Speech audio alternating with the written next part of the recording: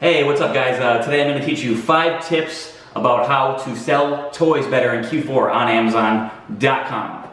Should I do it again? Yeah, let's try it one more time. Okay, sorry. Yeah, I gotta get back into the flow of making videos. Just jump right in, don't think about it. I know, it just takes a little time. What's up everybody, Steve here, Raiken Profit, and I am joined with my main man, Jameson. What's cracking, guys? So you might know Jameson because he's been in quite a few Raiken Profit YouTube videos, and he's in one of my infamous selling on Amazon videos, which I think that's up to what, like almost 300,000 views. Something like that, yeah. So we've been friends for a while. Jameson, you've been selling on Amazon for how long? A little over 4 years. Cool, and you're having a great year. I mean, I don't know if you want to share some of your success or what you're on pace for this year. If things go well, it's looking tough, but I'm hoping to hit 7 figures. Wow, that's crazy, man. And last year, I think you did close to what, like a $500,000 or something? I did 630 last year. So he did 630 last year. This year he's hoping for 7 figures, which is cool. So he's definitely got a lot of experience. And why don't you tell people, what is your business model? Are you going to thrift stores? You doing online arbitrage? What exactly do you do in terms of like Amazon? You sell mostly toys and video games, right? Yes, yes. Basically my business model is Targets, Walmarts, big box stores, brand new items that sell quick, you know, medium to low margins that turn over really fast to get my money back as quickly as possible. Sweet. Basically what I do. Awesome. Yeah, a lot of you guys probably never even knew, but there's, I would say, probably hundreds and thousands of people out there in the United States who are going to Walmart's, Targets, GameStops, Barnes & Nobles, all different types of places, even grocery stores, right? That's right. Because you can sell groceries on Amazon, and they're sourcing these products and selling them on Amazon. Now, some people might be thinking, Jameson, why would somebody pay more on Amazon versus a brick and mortar store? I think a lot of people pay either one, they don't do their research, or two, they just probably pay for convenience. It shows up right at their house and ain't got to put on pants to go to the store. Plus, there's some products that are listed on Amazon that you could only get in a specific geographical area, like in Austin, Texas, or in Connecticut. So I know that definitely creates an opportunity. But let's get into this video. 5 tips for selling toys on Amazon during Q4. If you guys are new to selling on Amazon, the 4th quarter, which is October, November, and December, it's pretty much the hottest months on Amazon. And a lot of guys like Jameson, they make, what, like double, triple your typical like gross sales during these months? Is that easily? Yeah. Yeah, I'd say around 40 to 45% is a lot of people's sales come in these 3 months. So let's talk about some tips for selling toys on Amazon. Tip number 1 was pay attention to the big box store sales. So I know a lot of the sourcing you do, you're buying on sale days. So let's talk about big box sales. How do you know when a sale is going on, and kind of how do you go from there? Basically I keep track of the ads. Usually like at Target or whatever, you can keep track like a week in advance. Or if you know someone that does like affiliate stuff through Target, you might be able to get it a little bit, a couple days further in advance. But I keep track of that. I keep track of cartwheels. I keep track of like cartwheels. Cartwheels, Target app, where they have like sometimes they'll do for Christmas, they'll do daily deals like today only you get 40% off this item or something like that. And they'll do like a new toy every day. You know, stuff like that, so you get extra discounts or find better finds. Also, you know, Target does a lot of Christmas sales through October to December. They did like recently $25. Spent $100, get $25 off 2 toys.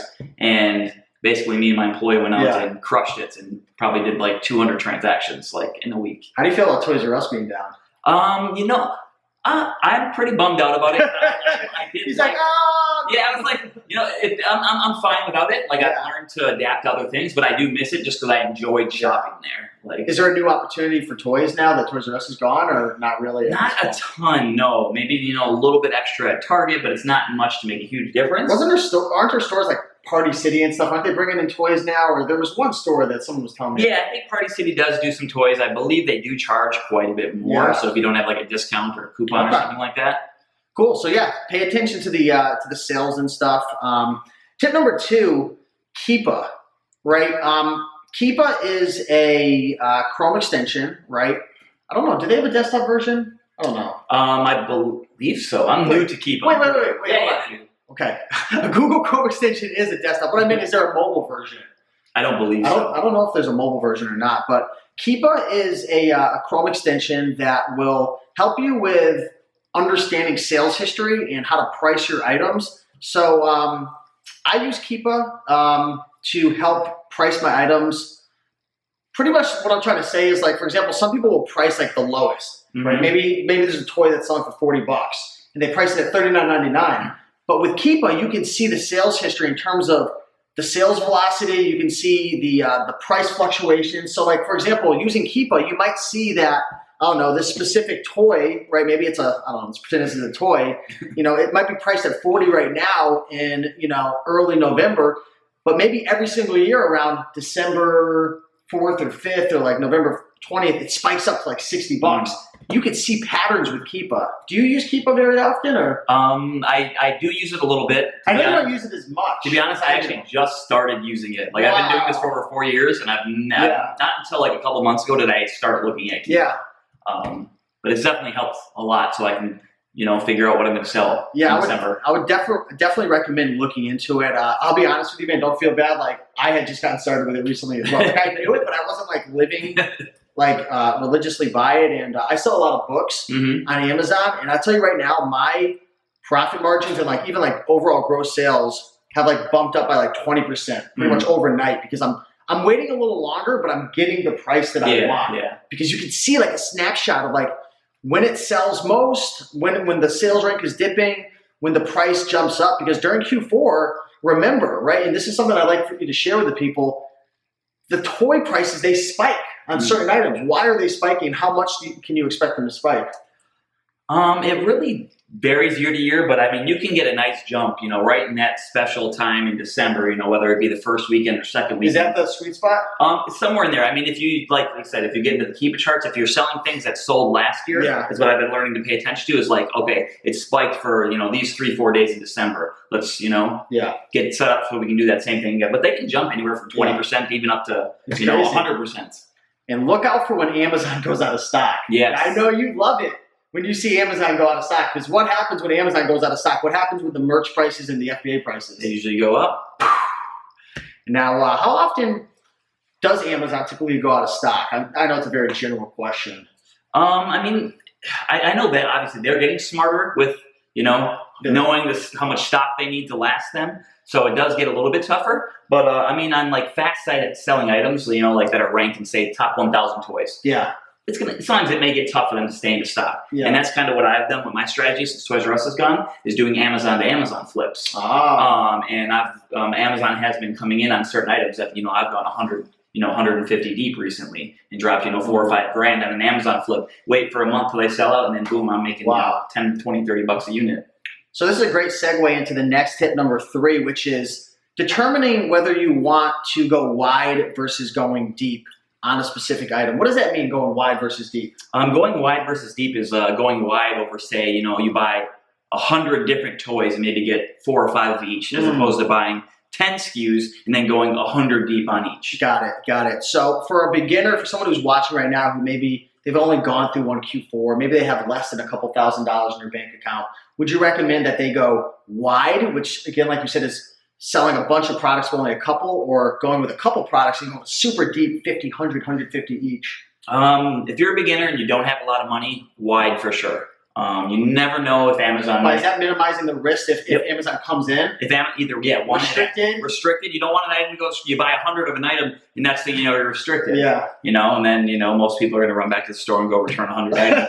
There's a reason why Target hates us. Yeah. If you guys haven't been following the news over the last 3 years, I posted something on my Instagram where it was like a poster or some piece of paper from I don't know, corporate, and Target's literally, it's funny. It's like hunting, like identifying an animal. It's like identify a reseller. No resellers. If you see a reseller in the wild, put the scope on its head.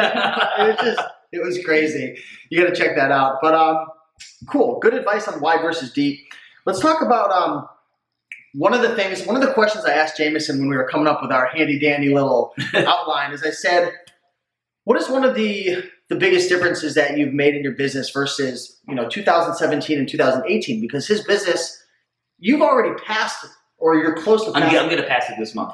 So he's already about to pass his numbers from last year, and he still has a good amount of Q4 left. So I said, what was the big thing that you're doing? What was what's one great tip that you can share with people? And you told me that you're going for lower margins, right? And I was like, oh, that's interesting, lower margins, but you're selling items that are faster selling. So talk about why would you go for lower margins but faster selling? What does faster selling have to do with the equation? So what I've for myself personally, like I said, the advice that I give has worked for me the past few years. I don't know if it's right or wrong. So I just want to say that, like, oh, that's, you've done. It's for your business. It's for my business. You got to try it on your own, take everything with a grain of salt. Exactly. So what I've done in past years is like, oh, I found this toy here. It's got, 200% ROI. Well, guess what? I'm going to buy that. So is 800 other thousand resellers. And then by the time you sell it, what do you know? You made 3% ROI. You know what? There's a huge difference because I've been learning a lot about real estate lately. And they've been talking a lot about paper gains versus reality gains. Like on paper, everything could look great, right?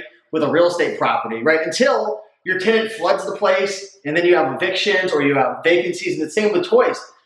It looks great. You have a $100 profit built in or 100% margin. And then what happens when Amazon comes in? What happens when somebody tanks the listing, right?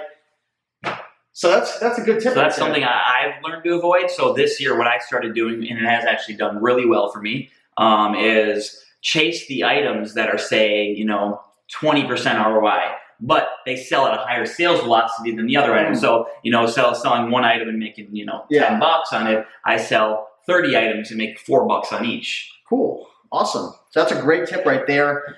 And kind of already talked a little bit about pricing strategy, but one of the tips that Jameson wanted to talk about was time management, right? Yes.